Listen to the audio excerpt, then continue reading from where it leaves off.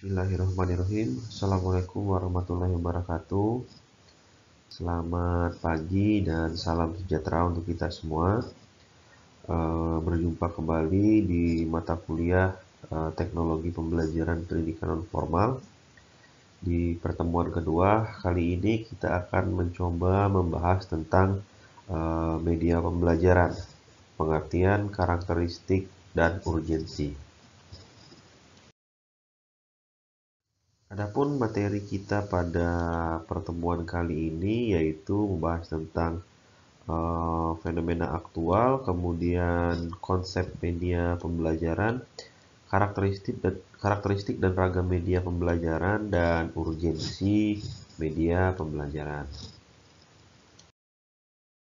Oke, pembahasan pertama yaitu tentang fenomena aktual yang terjadi, teman-teman. Sebenarnya apakah media pembelajaran itu sama dengan teknologi pembelajaran? Nah, ini yang sering terjadi miskonsepsi. Kalau teman-teman beranggapan bahwa media pembelajaran itu sama dengan teknologi pembelajaran, nah, ini memang sering terjadi semacam atau perbedaan dalam persepsi gitu. Oke, kita coba melihat sebenarnya apa sih perbedaan atau di mana letaknya keterkaitan antara media pembelajaran dan teknologi pembelajaran.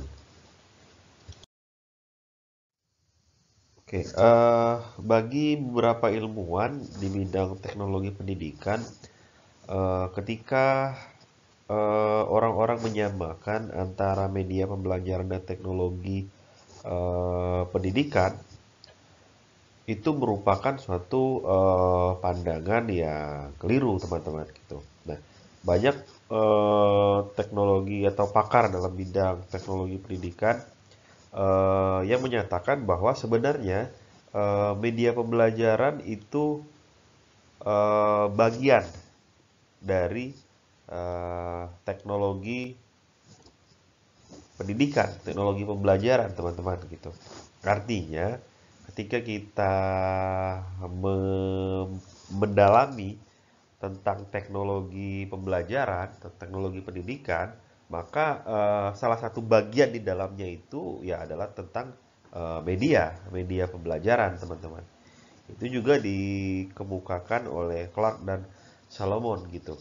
Nah, menurut Sell dan Rickey, akar kawasan pengembangan berada pada area produksi media dan selama bertahun-tahun perubahan dalam kemampuan media telah menyebabkan perubahan dalam disiplin teknologi pendidikan, teman-teman.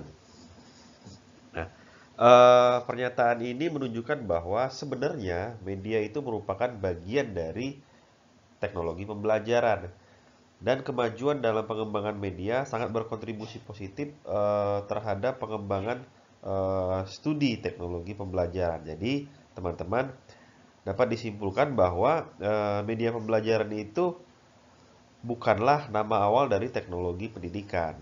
Bukan pula istilah kuno yang telah lama tidak digunakan, tapi suatu bagian subbidang dari kajian teknologi pembelajaran yang mana mendukung kawasan pengembangan disiplin teknologi pembelajaran. Artinya, dapat kita simpulkan bahwa media pembelajaran ini merupakan bagian dari teknologi pembelajaran gitu. Jadi, core ilmunya adalah teknologi pembelajaran, sedangkan media merupakan bagian dari ilmu tersebut gitu. Kemudian kita masuk ke konsep media pembelajaran. Oke, terkait dengan pengertian media pembelajaran, sebenarnya banyak beberapa pakar, beberapa ahli ilmuwan yang mendefinisikan tentang media pembelajaran gitu. Nah, dari beberapa definisi tersebut sebenarnya dapat kita simpulkan bahwa media pembelajaran itu semua bentuk peralatan fisik ya, bentuk peralatan fisik yang didesain secara terencana untuk menyampaikan informasi dan membangun interaksi gitu. Tentunya dalam kegiatan pembelajaran. Nah, apa saja peralatan fisik yang dimaksud dalam hal ini, teman-teman? Yaitu peralatan fisik yang mencakup bisa itu benda aslinya, misalnya kita pengen mempelajari tentang tumbuh-tumbuhan tertentu, kemudian kita bawa tumbuhan tersebut, artinya itu benda aslinya. Kemudian bisa dengan bahan cetak, jadi gambar kita cetak, kita tampilkan, kemudian bisa berbentuk visual, apa yang kita tampilkan, kemudian bisa berbentuk audio, apa yang kita dengarkan, atau gabungan dari apa yang didengar dan apa yang dilihat, audio visual. Bisa juga dengan multimedia, gabungan dari beberapa, atau dengan web yang sengaja memang dirancang untuk kebutuhan peserta didik dalam mencapai kebutuhan pembelajaran. Jadi media pembelajaran ini teman-teman memang sengaja didesain oleh pendidik terutama untuk memenuhi kebutuhan belajar peserta didik dalam rangka mencapai tujuan pembelajaran itu sendiri gitu. Ada beberapa istilah yang memang berkaitan dengan media pembelajaran yang mungkin juga sering teman-teman dengar ketika kita sedang melakukan proses pembelajaran gitu. Nah, yang pertama itu ada sumber belajar. Jadi teman-teman pernah mendengar istilah sumber belajar. Di apa sebenarnya yang dimaksud dengan sumber belajar? Yaitu sumber-sumber yang mendukung kegiatan pembelajaran, kegiatan belajar gitu. Termasuk sistem penunjang materi, lingkungan pembelajaran, termasuk juga orang atau manusia, anggaran dan fasilitas. Jadi sumber belajar bukan hanya terbatas pada sistem yang menunjang materi pembelajaran dan lingkungan pembelajaran itu sendiri, tetapi dalam arti luas bisa juga berupa orangnya, orang yang menjadi sumber belajar, kemudian ada anggaran yang mendukung kegiatan pembelajaran dan fasilitas yang mendukung kegiatan pembelajaran. Artinya sumber belajar ini dalam artian luas gitu. Nah, sumber belajar ini bisa kita katakan adalah segala bentuk yang mendukung kegiatan pembelajaran gitu, sehingga bisa memberikan kontribusi yang maksimal dalam kegiatan pembelajaran. Artinya, teman-teman, peserta didik dapat menunjukkan kemampuan maksimalnya dengan adanya sumber belajar tersebut gitu. Kemudian yang kedua ada alat peraga. Nah, mungkin teman-teman yang dari jurusan IPA atau eksak gitu, waktu SMA-nya pasti sering mendengar istilah alat peraga atau kata-kata alat peraga gitu. Sebenarnya apa sih yang dimaksud dengan alat peraga? Yaitu alat-alat yang digunakan pendidik untuk membantu peserta didik agar mampu belajar dengan cepat. Ya, belajar dengan cepat dengan memperkuat informasi atau keterampilan yang diperoleh gitu. Jadi ketika kita belajar tentang organ tubuh misalnya, ketika kita belajar tentang organ tubuh, maka akan sulit dibayangkan ketika kita hanya bercerita, teman-teman. Nah, tetapi ketika kita tampilkan bentuk organ tubuh dan posisinya, itu kita akan tahu gitu. Oh, ternyata bentuknya hati itu seperti ini. Bentuknya paru-paru itu kurang lebih seperti ini gitu. Nah, itu akan mempermudah peserta didik untuk lebih cepat memahami materi yang akan disampaikan gitu. Nah, itu yang dimaksud dengan alat peraga. Yang poin C kita coba membahas tentang karakter dan ragam media pembelajaran. Oke, terkait dengan karakter media pembelajaran, jadi pada dekade 1970 sampai 1980-an itu sempat terjadi perdebatan seputar penggunaan media dalam pembelajaran gitu. Menurut hasil temuan dari Richard Clark tahun 1983, dia menyatakan bahwa media itu hanyalah seperti kendaraan untuk menyampaikan pembelajaran, tetapi tidak mempengaruhi prestasi belajar peserta didik gitu.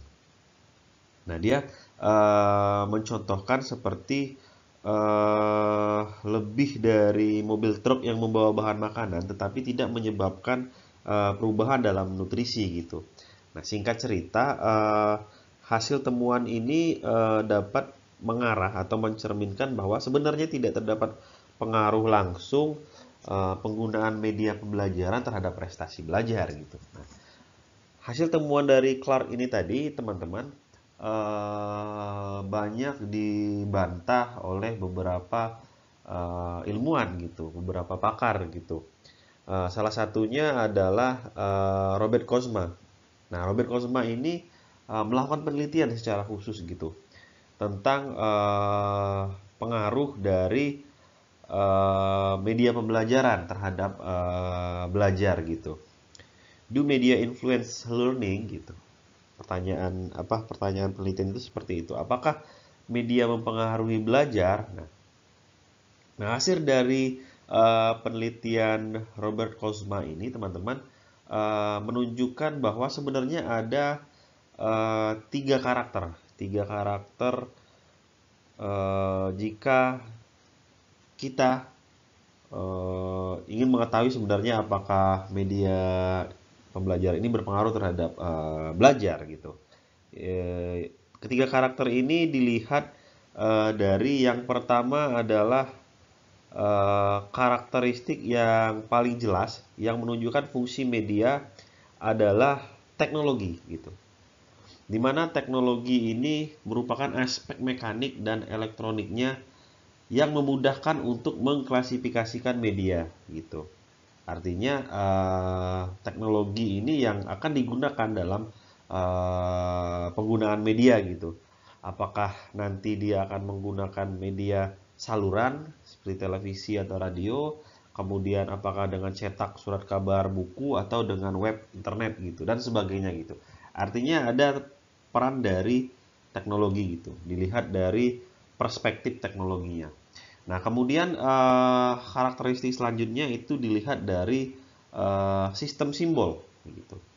Nah, jadi simbol-simbol yang menggambarkan hubungan antara sistem simbol tersebut, sistem simbol media dengan representasi mental gitu. Atau secara singkat dapat kita katakan adalah model tampilan atau rangkaian dari elemen-elemen gitu. Misalnya adanya gabungan antara gabungan kata dan gambar sehingga lebih memudahkan peserta didik itu untuk memahami materi tersebut gitu. Jadi kita tampilkan kata-katanya, kita tampilkan gambarnya. Itu akan lebih memudahkan gitu. Tapi ini yang dimaksud dengan simbol gitu. Simbol itu misalnya gambarnya gitu. Kemudian kita tampilkan redaksinya seperti apa gitu. Artinya ada sistem simbol yang mana menggabungkan antara kata dan gambar. Kemudian kemampuan dalam memproses, kemampuan dalam processing gitu ya. Maksudnya apakah media tersebut tadi karakteristik tersebut dapat memfasilitasi dengan efektif dan efisien gitu, teman-teman. Maksudnya adalah media dapat menggambarkan kemampuan processing untuk memfasilitasi peserta didik melaksanakan aktivitas secara efektif dan efisien. Berbagai aktivitas yang sulit dilakukan sendiri oleh peserta didik dapat menggunakan media yang kemampuan memproses informasinya lebih baik daripada tangan manusia gitu. Jadi dengan adanya media, kita itu jadi lebih cepat memproses informasi gitu. Misalnya teman-teman diperlihatkan slide ini gitu. Atau nanti akan ada gambar-gambar di slide ini. Nah, itu akan lebih memudahkan teman-teman menangkap informasi yang ingin disampaikan gitu. Informasi yang akan disampaikan gitu. Lebih efektif dan efisien gitu. lebih cepat juga memprosesnya daripada kita hanya teman-teman mungkin membaca buku 10 halaman kemudian dibandingkan dengan teman-teman melihat slide 3 slide misalnya. Pasti akan lebih enak kita ngelihat 3 slide gitu. Dengan ringkas, padat, cepat, kemudian aplikatif lagi gitu. Itu yang maksud dengan kemampuan processingnya lebih efisien gitu. Dapat memfasilitasi peserta didik dengan lebih efektif dan efisien gitu. Oke, sekarang kita masuk ke ragam media pembelajaran gitu. Jadi ada yang disebut dengan realia, kemudian ada model, teks, visual, audio, video, dan multimedia. Nah, apa ada definisi dari berbagai macam ragam media tersebut? Oke. Adapun ragam dari media pembelajaran itu yang pertama adalah realia. Realia ini merupakan benda-benda seperti tumbuhan, hewan, artefak yang bisa dibawa langsung ke dalam kelas atau peserta didiknya yang dibawa ke luar kelas gitu. Artinya benda-benda yang memang real, benda-benda yang memang wujudnya utuh gitu ya, yang bisa kita bawa ke dalam kelas atau siswanya yang kita ajak keluar kelas gitu, tumbuhan, hewan atau artefak gitu. Kemudian ada model. Model ini merupakan benda pengganti atau barang tiruan yang berbentuk 3D, 3 dimensi yang dapat disaksikan langsung oleh peserta didik gitu. Nah, misalnya adalah model dari bola dunia ya, globe gitu. Artinya ini merupakan barang tiruan seolah-olah ini adalah bola dunia yang mana berbentuk 3 dimensi gitu. Sehingga lebih memudahkan peserta didik untuk memahami materi pembelajaran itu dengan adanya model. Kemudian ada teks. Nah, teks ini merujuk kepada huruf dan angka yang bisa disajikan dalam bentuk bahan cetak, kemudian layar tayang, dan papan tulis. Nah, kayak kita sekarang ini ada teks berbentuk layar di komputer gitu ya, yang ditayangkan gitu. Kemudian ada visual. Visual ini adalah tampilan yang dapat dilihat gitu, dapat divisualkan gitu. Nah, ada visual cetak, kemudian ada visual proyektor, kemudian ada visual pajangan. Nah, kalau teman-teman sering menggunakan proyektor ketika presentasi mungkin, nah itu bentuk visualnya gitu ya, ditampilkan visualnya. Ada juga visual pajangan, misalnya papan reklame, kemudian ada visual cetak gitu, misalnya yang tercetak gitu, apa yang tercetak misalnya gambar-gambar yang dicetak gitu. Kemudian ada audio. Audio ini sesuatu yang bisa kita dengarkan, yang bisa kita dengar gitu. Nah, bisa berupa suara manusia, suara hewan, mesin, suara dari alam dan sebagainya. Sehingga suara tersebut bisa kita dengarkan gitu. Nah, nanti bisa juga ini dikombinasi ya antara visual dan audio sehingga bisa menampilkan tampilan dan ada suaranya. Nah, kemudian ada yang disebut dengan video atau tampilan bergerak dengan menggunakan layar TV atau monitor komputer sehingga video ini bisa terputar ya, terplay gitu. Bisa dimainkan atau bisa diputar gitu dengan menggunakan bisa layar televisi atau monitor, tampilan yang bergerak. Nah, kemudian ada multimedia. Nah, multimedia ini adalah penggabungan dari beberapa ragam tadi ya. Ada misalnya penggabungan dari teks, media, sehingga bisa digunakan secara bersamaan. Itu yang disebut dengan multimedia.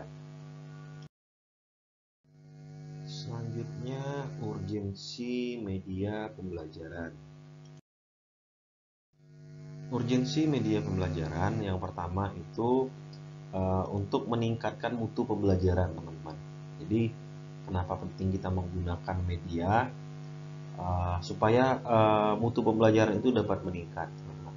Nah, untuk meningkatkan mutu pembelajaran tersebut, pendidik, ya, bisa guru, dosen, instruktur, tutor, harus mampu mendesain atau mengembangkan dan memanfaatkan media pembelajaran dalam upaya meningkatkan minat, perhatian, dan motivasi belajar peserta didiknya.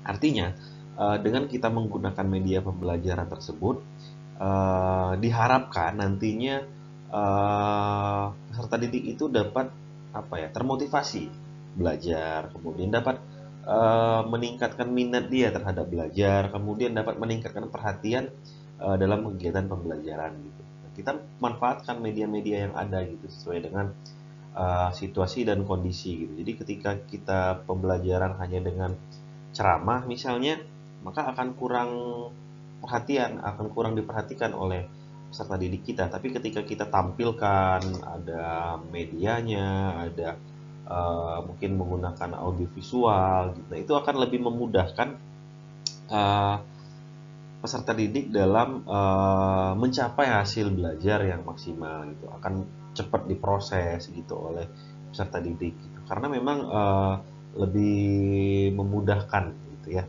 atau meningkatkan semangat atau perhatian peminat dari peserta didik itu sendiri gitu. Itu urgensi yang pertama.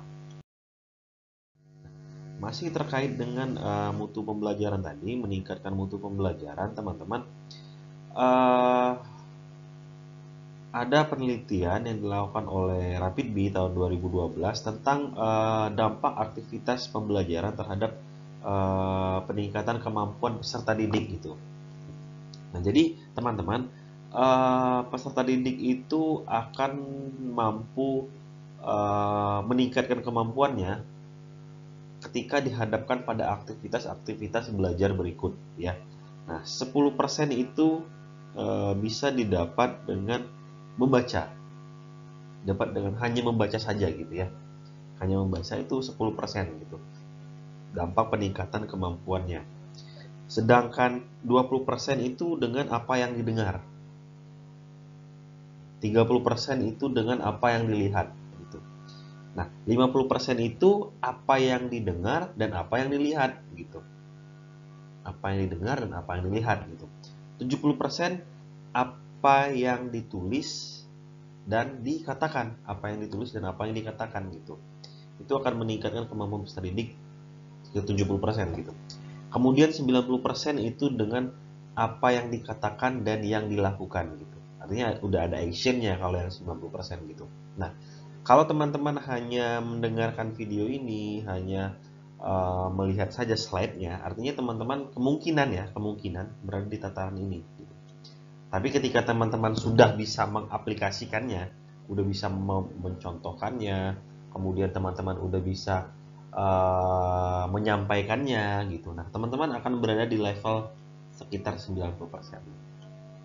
Inilah yang akan kita coba terapkan dalam mata kuliah kita ini, teman-teman, yang mana nanti di pertemuan-pertemuan berikutnya itu teman-teman akan coba melakukan demonstrasi penggunaan media, penggunaan aplikasi gitu, dan teman-teman presentasikan kepada rekan sekelasnya gitu, sehingga teman-teman diharapkan bisa mendesain sebuah pembelajaran yang memang menyenangkan, kemudian mampu meningkatkan minat, perhatian, dan motivasi dari peserta didik lainnya gitu. Nah, itu yang diharapkan. Ini hasil dari penelitian Rapidbee terkait dengan dampak aktivitas pembelajaran terhadap peningkatan kemampuan peserta didik. Selanjutnya yaitu adanya tuntutan paradigma baru dalam pembelajaran, yang mana pendidik itu saat ini bukan hanya sebagai orang yang memindahkan pengetahuan gitu, tetapi bisa juga sebagai fasilitator, kemudian perencana pembelajaran, dan mediator, bahkan menjadi manajer di dalam kelas pembelajaran. Artinya ada tuntutan yang memang lebih kompleks gitu sebagai seorang pendidik. Jadi bukan hanya mentransfer apa yang ada di buku, apa yang ada di materi, tapi juga lebih dari itu. Kita bisa memfasilitasi peserta didik itu untuk lebih aktif, lebih produktif, lebih kreatif gitu. Kemudian kita juga bisa merancang pembelajaran yang lebih menyenangkan daripada hanya sekedar mentransfer pengetahuan saja gitu. Dan juga kita bisa memanajemen kelas gitu, manajemen kelas pembelajaran dengan baik gitu. Nanti kelihatan siapa yang akan berkembang dengan pesat, siapa yang akan lebih dominan pada pembelajaran apa, itu akan kelihatan dalam manajemen kelasnya. Itu tuntutan dari paradigma baru, teman-teman.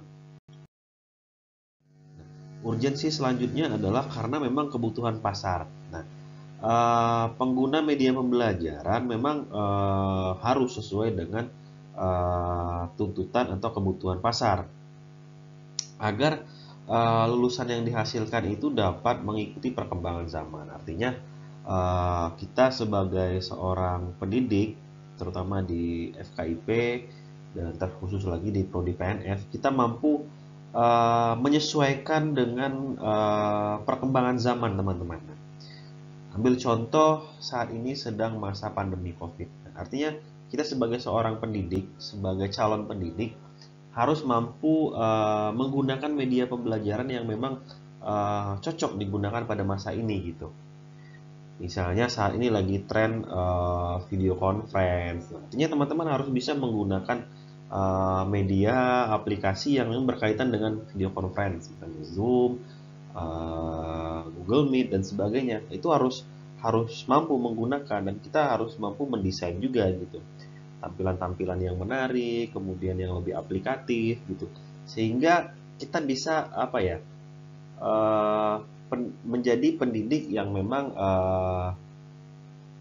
tidak ketinggalan zaman lah, istilahnya seperti itu gitu. Kita bisa beradaptasi dengan baik dengan kebutuhan pasar gitu. Karena ketika kita menjadi pendidik yang biasa saja, maka ya uh, tidak akan laku di pasaran juga gitu.